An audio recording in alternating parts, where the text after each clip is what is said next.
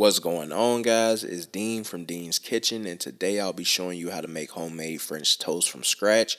These came out extremely soft and they taste so delicious, so stay tuned and follow these steps so you can make your own at home.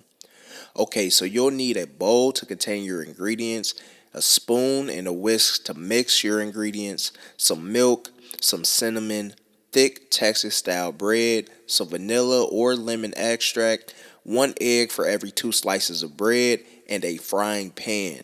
Okay, so first we want to crack an egg and whisk it. Add your milk, vanilla or lemon extract, and our final ingredient, which is cinnamon. Mix all of your ingredients together until it starts to look something like this. And now it's time to coat your bread with the mixture. You want to place your Texas toast in the bowl one side at a time and flip it until the entire piece of bread is slightly soggy. This is to ensure a fluffy, soft finish to your French toast. After this is done, you want to turn on your stove. I set my cooking temperature to a low setting for an even cook all around. Next, I pour my oil. You can also use butter or non-stick spray, all just a personal preference. Next, you want to wait for your pan to get hot and then you can place your bread into the pan. And while that's cooking, make sure you like this video and hit that subscribe button. I would really appreciate it.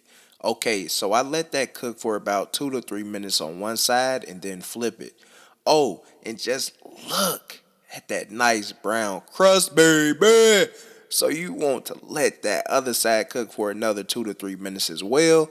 And I personally like to add some more cinnamon just for an extra kick. And there you have it.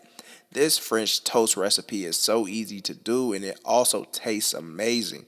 I want you to try it out for yourself and tell me how it turns out. Thank you guys for watching another Dean's Kitchen cooking tutorial.